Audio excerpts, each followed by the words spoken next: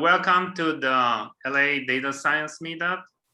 My name is Szilard. I'm the organizer of this meetup. And this is the fourth GBM talk in this series. So we have the pleasure of having Michal Kurka, who is Director of Engineering at H2O, talk about H2O's GBM gradient boosting machines implementation. So Michal has 10 plus years of experience implementing scalable machine learning algos. And at H2AI, the company, he is responsible for the development of H2O's open source framework, H2O3. You might know that H2AI has another non-open source product called driverless AI. So Michal works on the open source product, and he has implemented recently several features of H2O GBM, such as tree shape, monotonicity constraints, and I'm a fan of and users of both of those. So thank you, Michal. And as I mentioned, we had previously talks about the other top GBM libraries such as XGBoost, LightGBM, CatBoost, and each of them have their advantages and disadvantages, and some of them are really very fast in training, but I think H2O in a way is my favorite and is the one I'm using in production because it allows easy deployment of models into web service, so then you can score using the REST API. So I'm really looking forward to this talk. So Michal, welcome to this meetup, and I'm gonna unshare the screen. And I've actually forgot to put on this one, but now I will stop the share and then you can jump in with your slides. Sure. Thank you. Thank you for the introduction.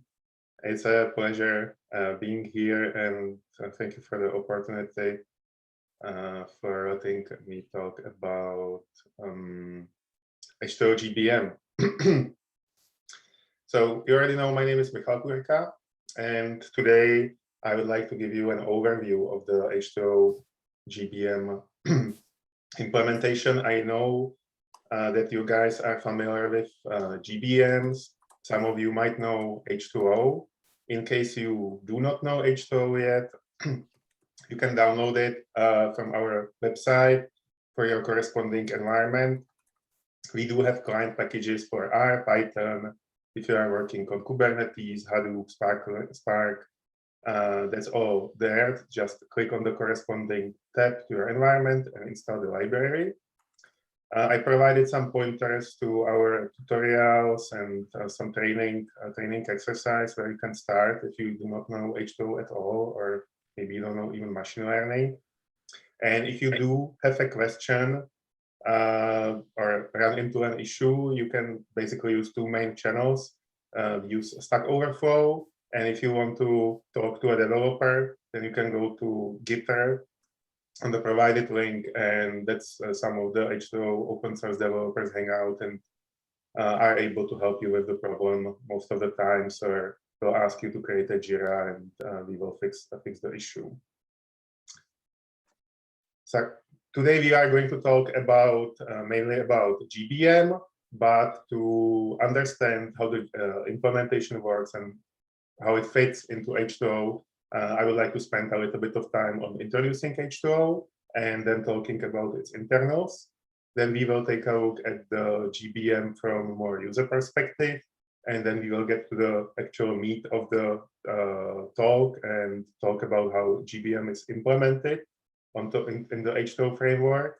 Hopefully, we will get some time to talk about the more advanced features that you can do with H2O GBM and touch on productionizing, which is a big topic for H2O. And as you heard in the introduction, H2O is mainly about not just training good models, but also getting them in production in a way that that's relatively straightforward.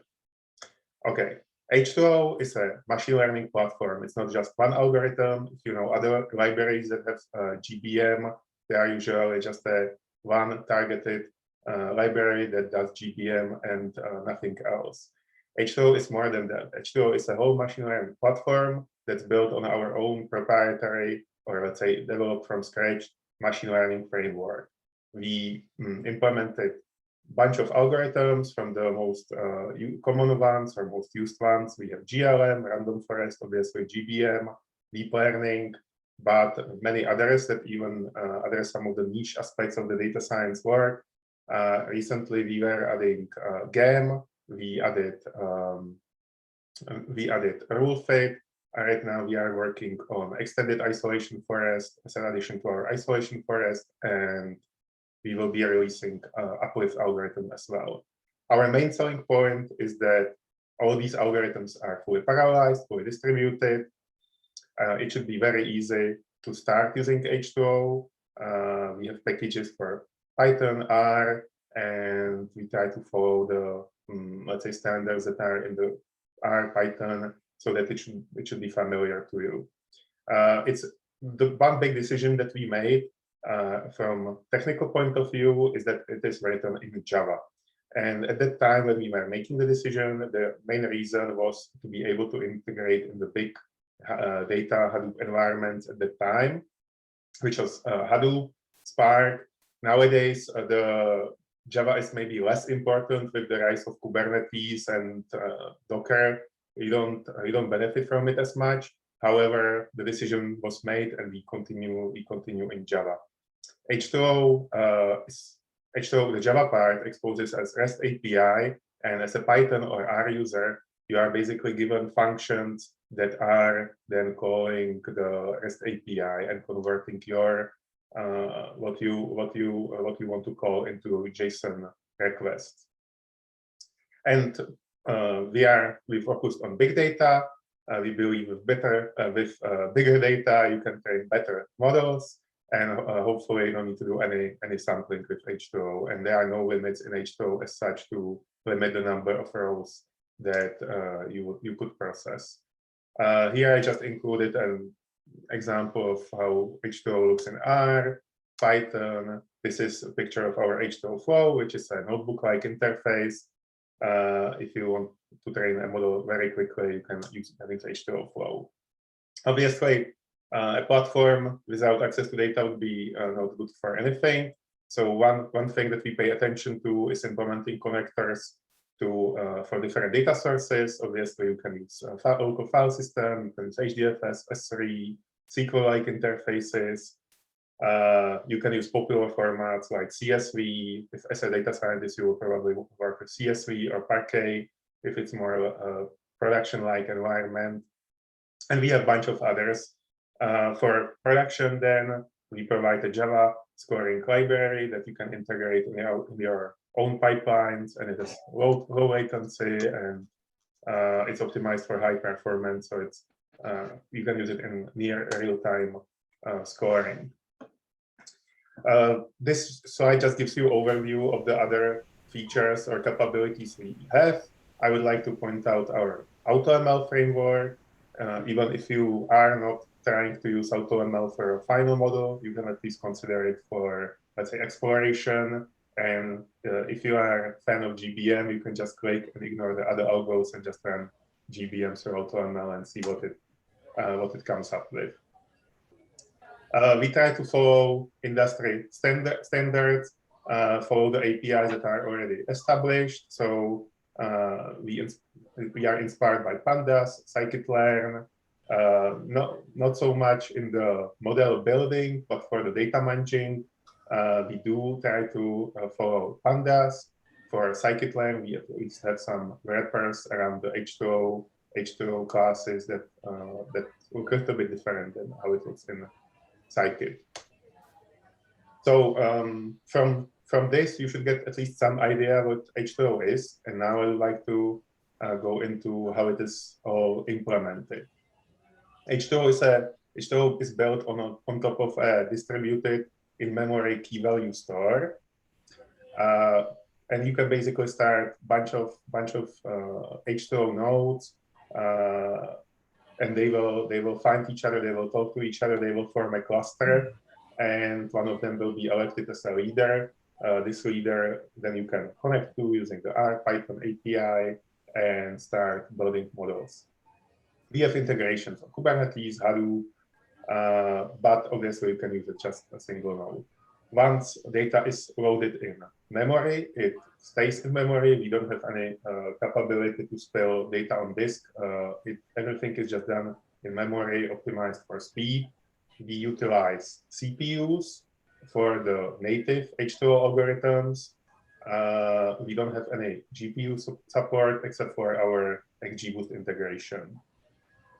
As a user, you would interact with H2O using the client library. You need to connect to the cluster, and from then you are just talking to the REST interface with a bunch of the servers. One of them will be the leader and will fulfill the request, but essentially all of them are equal, and there is no limit how many you can have of them.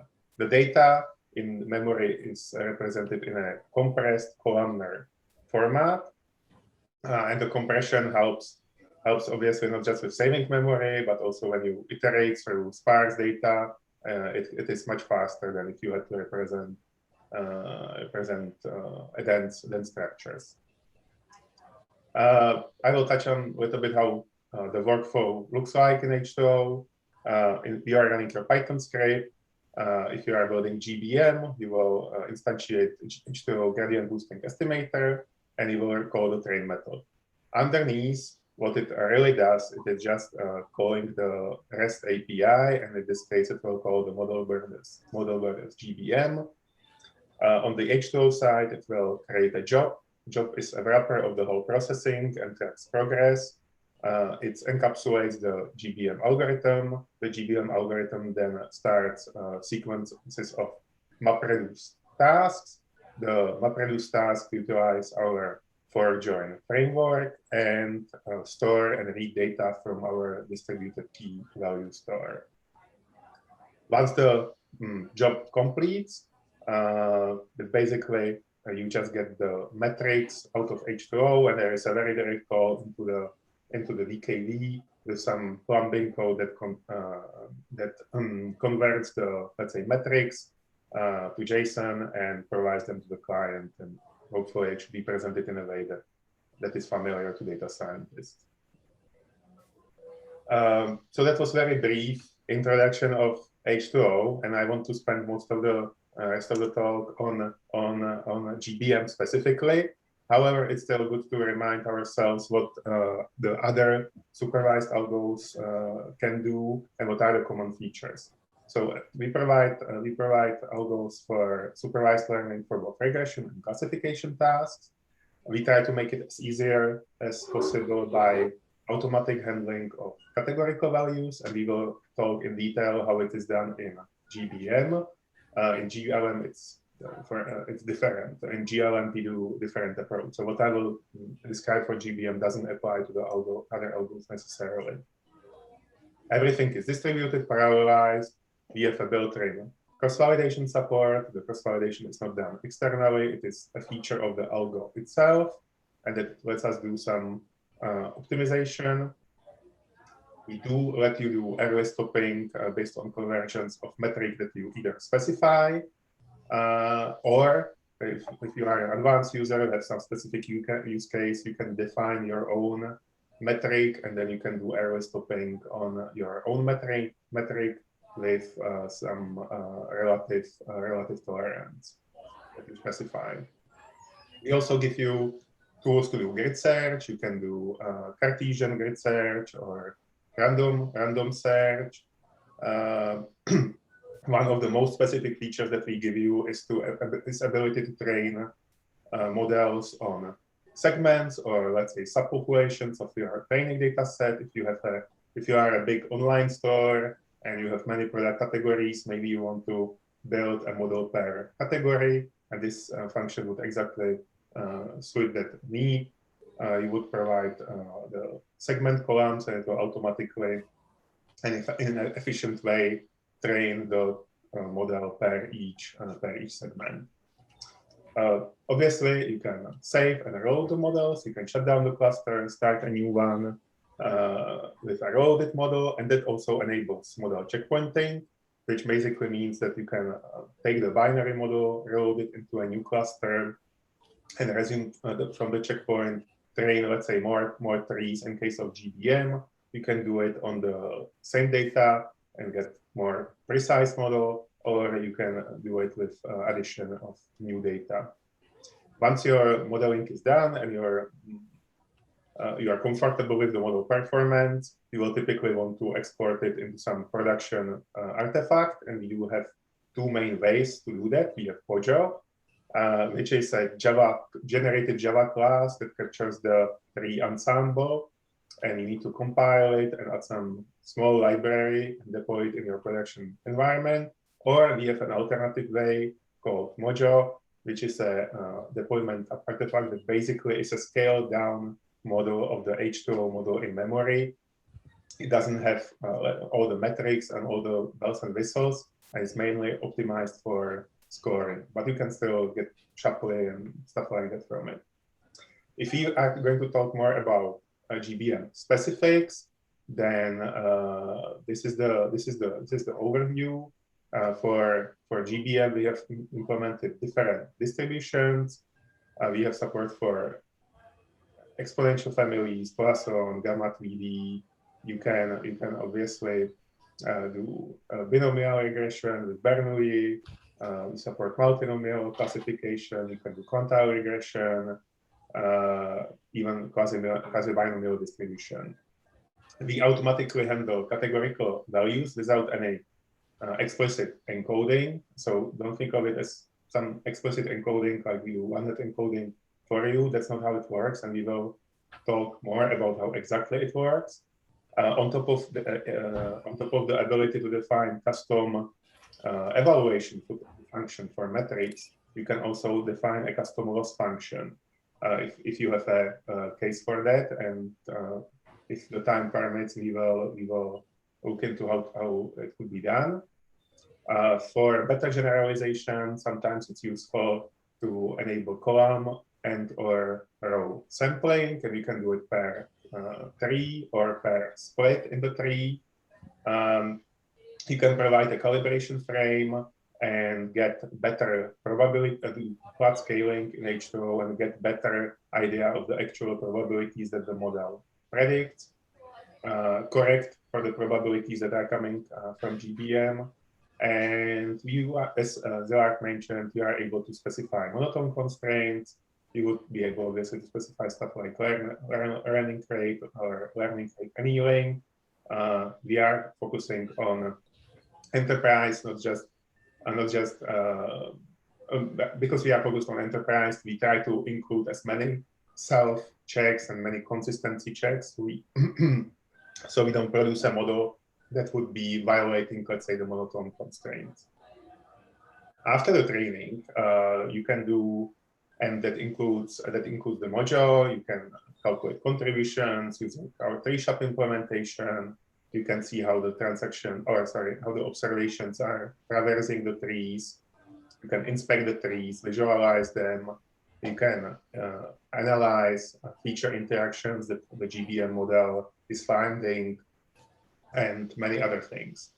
On top of the module and Pojo, GBM has some specific ways of deployments. We support ON and X as one deployment mechanism, and we have a tool that lets you convert H2O model into ON and X representation.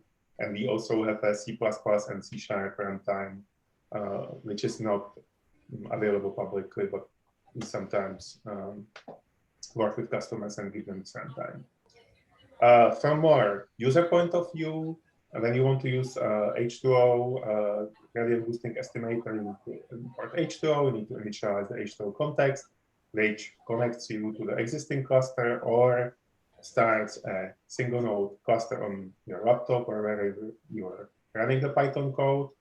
And then you import the data. In this case, in this example, we are using the distributed import from HTTPS. You do need to specify response and ideally explicitly say that the response holds categorical values. Usually we are able to auto-detect categorical values, but it's always a good thing to explicitly include it in your code to make sure. And this just shows that you can also split the frame into training validation and then train your model, get some metrics as you see. And one thing that's not shown, I didn't do any encoding for categorical values. That's handled by GBM natively.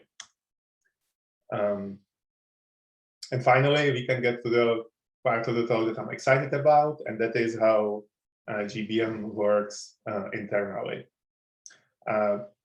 H2O implementation follows the algorithm that's outlined in Elements of Statistical Learning, and Trevor Hasty and Roberto Cerani are our scientific advisors. They are with H2O almost since the beginning, and we did follow the algorithm they described and made an implementation that's fully parallelized and distributed. There is no limit in terms of rows it can process. Only the only limit is the available hardware resources. The implementation is based on discretization. It uses feature binning, and the computationally most hard or intense part of the process is building histograms, and we will talk about what kind of histograms are supported and how they are built. As I said before, the categorical features do not need explicit encoding, and in each split, we basically try to find a way how to separate them in the most efficient way to get the best possible split. When the training is done, we convert the internal representation of the trees into a different one that's compressed and is optimized for scoring with and we want to have low latency scoring with low GC requirements. So when we are scoring using the, let's say, low-level API, then there is almost no memory allocation. Constraints are self-check. As I said, we believe that it is better to just output no model than a model that would somehow, even due to a bug, violate some user-given constraints. And in H2O GBM's case, you always have guaranteed reproducibility as long as you follow some guidelines for how the GBM should be set up. So if you need to reproduce the model, that's always an option, and no part of GBM is using an approach that would be non-deterministic in its nature. I know this group is very familiar with GBM, so I will go over the skeleton of the GBM algorithm very quickly. First, we calculate the initial prediction for the null model with no trees using the user-provided or selected distribution and corresponding loss function. Then we calculate a gradient or negative gradient, and we fit a regression tree to the residuals as targets. This will give us the leaf nodes, and for the leaf nodes, we will refit the predictions according to your actual loss function. And this is called in the code base gamma step. And if you look up our open source repository and find a class called gbm.java, then these steps will be very, very obvious there. It's very clear what we are doing at what point. And at this level, it's still easy to understand what's going on. And we obviously iterate this as many times as the user requested, as many times as the user wanted, or until we converge, and then we output the final model, the final ensemble of trees. How does this from high level? How is this from high level implemented? To understand that, we need to first understand how the data is represented in memory. Everything starts with a parallel data ingest, and assuming you have just one single CSV file, H2O will take a look at that file, and it will try to split it in smaller parts that we call chunks, and distribute the rows in the original CSV file in the cluster as evenly as possible. The goal is then to find partitioning or chunks of the data in a way that we have enough chunks for the amount of CPU resources or CPU cores on the server, and make sure that we can fully utilize the cores at all times. So we have a formula for that maps, let's say, number of CPU cores to number of chunks per machine. Once the data is loaded, everything in H2O is then processed by a MapReduce framework. And the MapReduce framework works on the in case of GBM, and I see that I spelled GMB GMB implementation, but it is GBM. Works on the data and starts obviously with building the root node, the tree from the root node, and we build the tree layer by layer. Each layer is its own MapReduce task. So you when you adjust the root node, you are probably looking at all the features or the features that were sampled for this particular tree, and for each feature we built a histogram. The goal is to build a histogram of the feature, and to do that, we are utilizing the MapReduce framework. On the chunks, we built a local histogram. The local histograms are then merged into each other in a tree of reduce operations. And finally, on the leader node, where you started the operation, you get the global histogram. And based on the global histogram for the given feature, we try to find a split or bin boundary that would minimize squared error in the child nodes. So what we are looking for is to reduce the squared error in the child nodes. We will talk about how specifically this is done, but we do this for all the features that are considered and for all the current leaf nodes that are not decided yet. And then we just pick the feature that minimizes the squared error, and we do the split. We submit another MapReduce job that calculates the histogram for the leaf for the new leaf nodes, and so on until we reach maximum tree depth or some other criteria, like we cannot split the node because of there is not enough observations anymore, or the node is fully explained, or the reduction in squared error is too low and it's not above the relative threshold that you as a user can specify. Because all of this is based on feature binning, it's I think a good idea to explain how we do the binning specifically. For numerical features, it's quite straightforward. The only thing you need to keep in mind that you start from number of bins. You specify the number of bins for the top level, and from then we are halving the number of bins with each layer until we reach n bins value, and then that's just the minimum of bins that the histogram will have. We support different types of histogram. The most important is the uniform adaptive. That's the default one, and it's basically just means that we find the minimum and maximum value of the value from the values that can end up in the given node, and that makes the histogram boundaries, and we uniformly split the bins for the given number. You can also use quantiles global, which means that the bins will be calculated once on the whole feature, and we will calculate quantiles, and then we will just pass the corresponding bins down the tree, and no other bins are calculated. For categorical binning, the situation is a little bit more interesting. And we need to talk about it to understand how H2O handles categoricals, how does it do the categorical splits. Usually, categorical level, or at least in H2O, do not have natural ordering.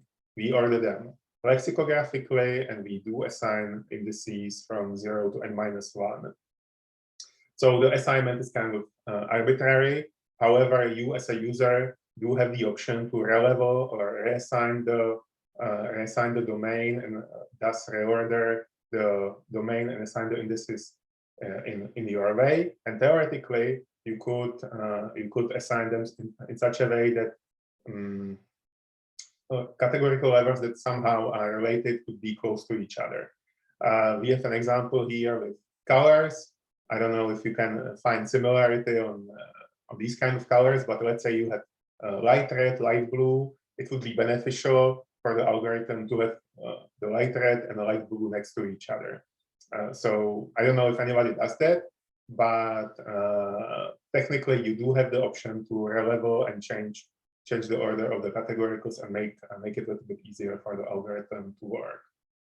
The value of the n-bin cuts, which is the parameter that controls the number of bins for categorical features, is much more important than the number of bins for numerical features, because it can affect the model performance both in positive and negative way. If you do have too large of the value, you can start making perfect splits, and it can do overfitting. If it is too low, due to the effect of binning by the index, you might be mixing in one bin levels that are unrelated. And at that point, it does start to make sense to have the domain somehow ordered in a way that the related ones are next to each other.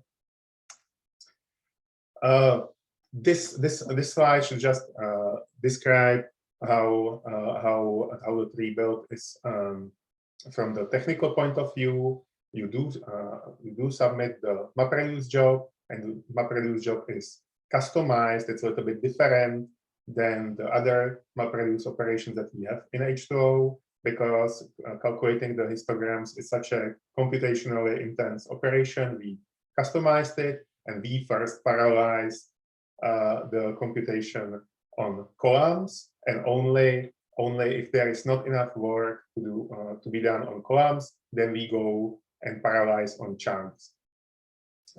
So priority has column parallelization, and then we go into the second level and work on the chunks in each column. And we do that to better work with especially memory, and not have that many copies of histograms in memory. But in the end, it all ends up in one global histogram for the feature. And once we do have this histogram, we can start the procedure that finds the best split point for the given feature in the given node of the tree. The histogram is based on only the observations that are marked for the given node. If you do have row sampling, the histogram will not see all the values, but only the sample. And for each bin, we have the total weight or total number of observations in that bin. We have weighted mean, and we have weighted squared response. And in this case, the response is the residuals. It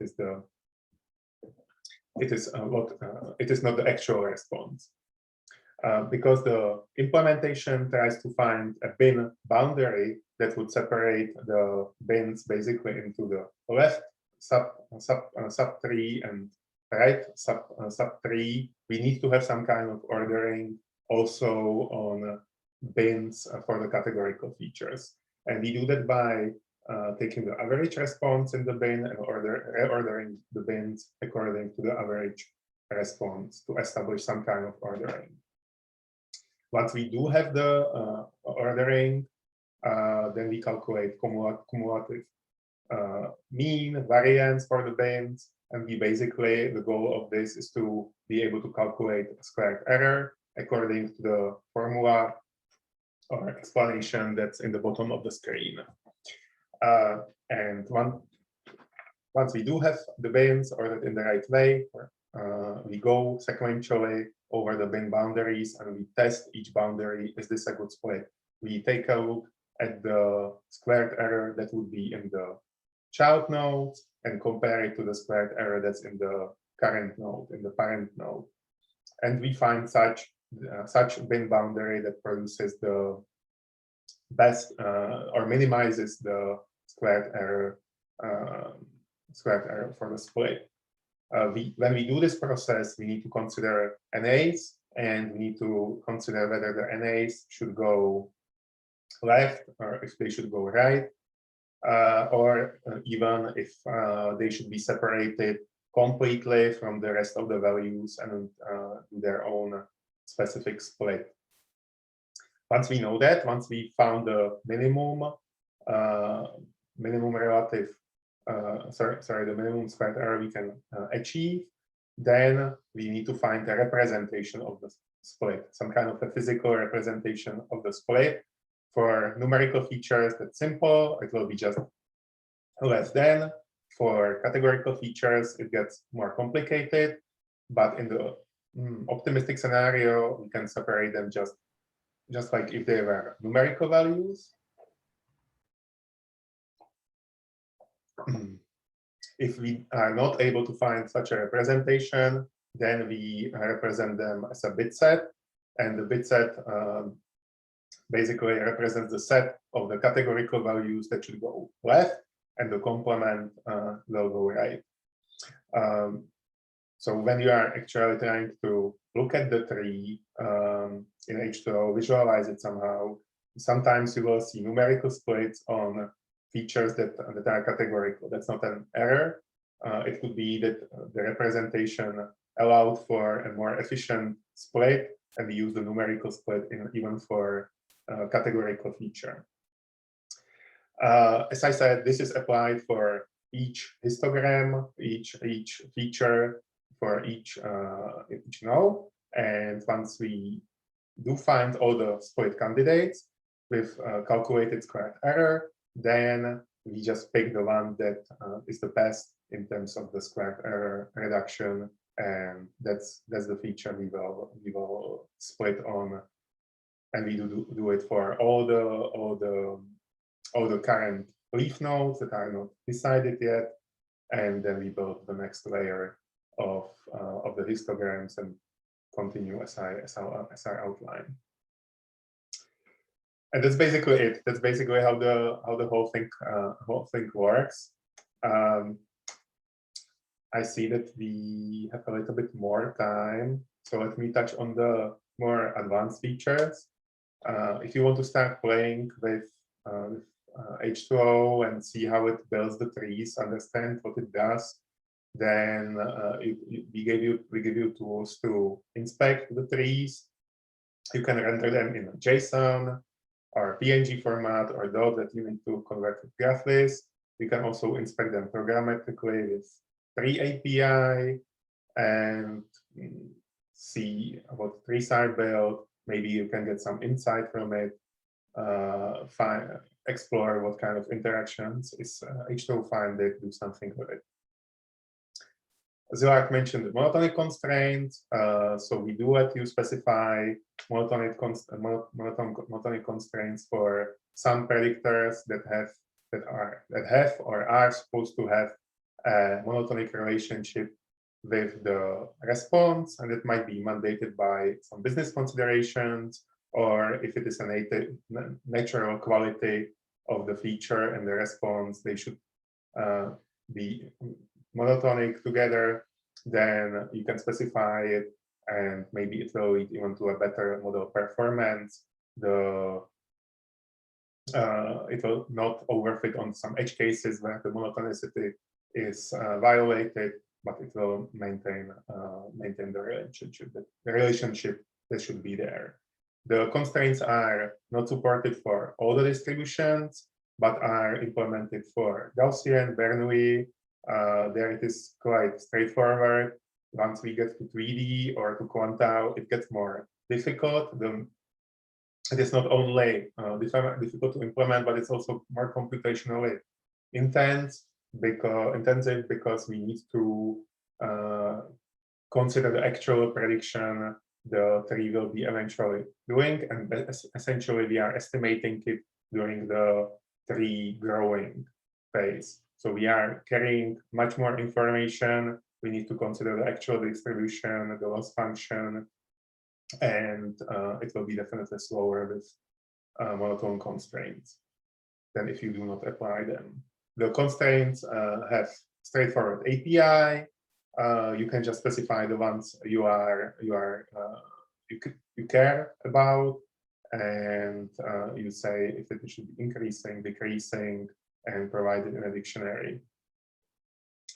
As I said, the constraints are validated on the final trees, and we make sure we don't build a tree that is not actually constrained in the way the user wanted. And here is a little bit of warning that when we were testing other libraries, we found that not all of them, in all of their possible parameterizations, support the monotone constraints, and sometimes they will just output model that's not actually right. But with H2O, that shouldn't happen. You can play with feature interactions. Feature interactions is a function that was based on a tool that originally was created by one of our Kaggle masters for XGBoost, and we ported it into H2O, and we offer it as a part of the libraries for both H2O GBM and H2O XGBoost. And what this does is it is able to find higher order interactions between features in the trees, which could be a good. You can find some spurious interactions and make sure you remove them, to blacklist them. It also shows you some leaf statistics and histogram of the split values. A little bit related to feature interaction is rule fit. It doesn't use this specific functionality, but rule fit is based on finding feature interactions, and one of the way you can discover them is by use of GBM models. Like GBM is one of the options that can be used for model building in the rule fit algo. And if I am allowed to talk a little bit more, I would like to mention the last thing, which is a custom evaluation and loss function. That's probably the most advanced thing that you can, as a user, do in H2O when you are just calling the API. And custom evaluation is supported by more than just GBM, but custom loss is specific to GBM at this point. You can define it in Python, and you need to implement an interface custom distribution generic. Because we know this interface is complicated, we also do provide you some convenience classes where you can override behavior of some of the standard distributions like Gaussian, Bernoulli, or multinomial. And typical use case for this is when the risk, or let's say the penalty of getting the prediction wrong, is asymmetrical. Imagine a scenario where you want to predict when to get to the airport. Obviously, if you get there too early, you are risking you will be sitting there for too long. If you get there too late, you will miss the plane. You might miss the plane. So the risk is highly asymmetrical. And in this case, if you had such a problem, you would probably want to adjust the loss function to correspond to the asymmetricity of the mistake. And you can do that by inheriting from the custom distribution Gaussian and adjusting the gradient and introduce a custom behavior, how the error should be perceived. And this way you can shift the distribution of the residuals a little bit. And I think at this point I should probably stop and let you ask some questions. All right. Thank you, Michal, for the great talk. Now we can start with the questions. And I'm reading the first one from Mesh. How does the H2O architecture compare with MLOps pipelines like Google Vertex?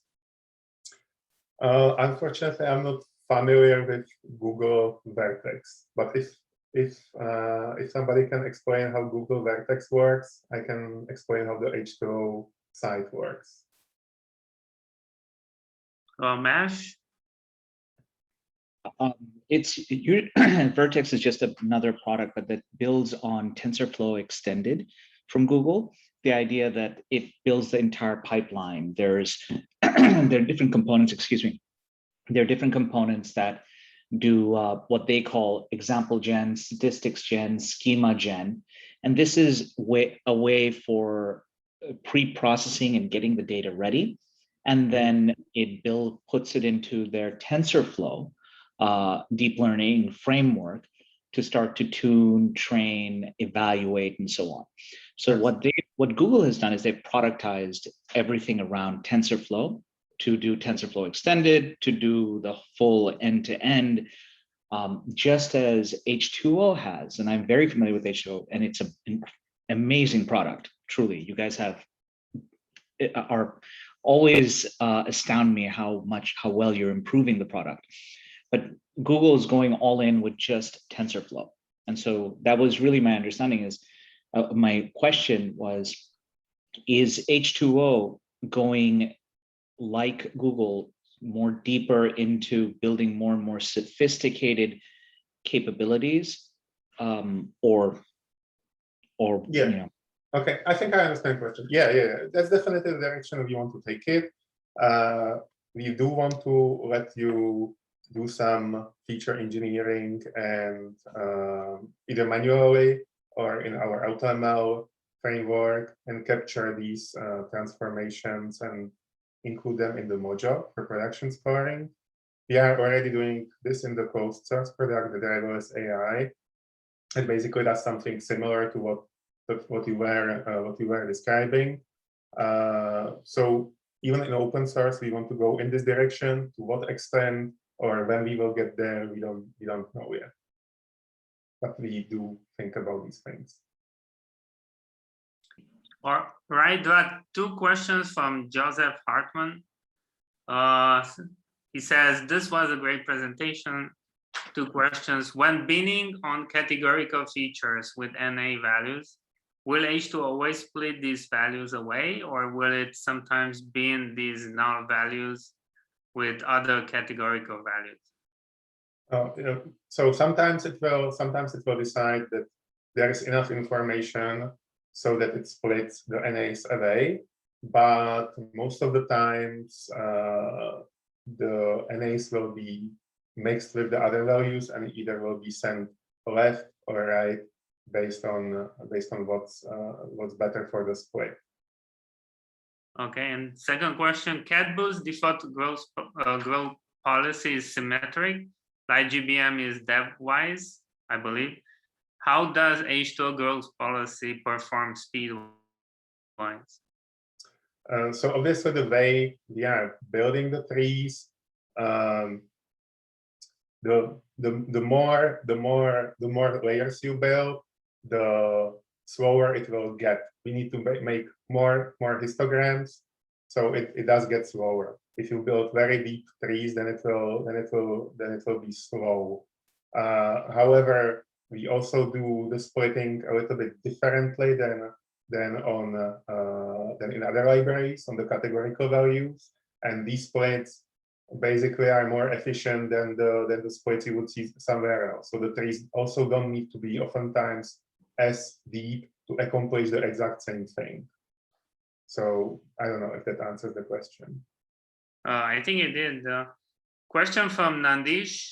Might there one day be an option to allow memory spillover into this to avoid out-of-memory errors? This can arise, for example, from bringing in a gigantic partition table. Yeah, that's a great question. We actually tried to do something like that in the past. and the code is still in H2O. It is dormant. At one point, we'll probably delete it. It never worked very well, and that's why we decided not to do that. We don't want to spend too much time on these kind of things. We want to focus on the machine learning aspect of things and make sure we have the ecosystem and the functionality that users want. And because it's easy to checkpoint the model, restart the cluster, we are going more in that direction. And if any error of any kind happens during the model training, we actually in the latest release added a feature that lets you automatically resume. This would be not supported, let's say, in the standalone deployment. If you are just running on your laptop, you would not get that out of the box. But if you are running on Kubernetes or Hadoop, then you can submit the H2O in such a way that if it crashes in the middle of a process, it will be restarted and it will pick up where it left off. It might not always avoid out-of-memory issues. Sometimes the solution would be just to add more memory, but for many errors, that seems to be a good answer rather than handle spillover to disk and possible slowdown. Caching problems are always hard, and we tried it in the past and it didn't do well. So we will probably not go that direction again. All right. So next question from Peter: will you be sharing the slide deck?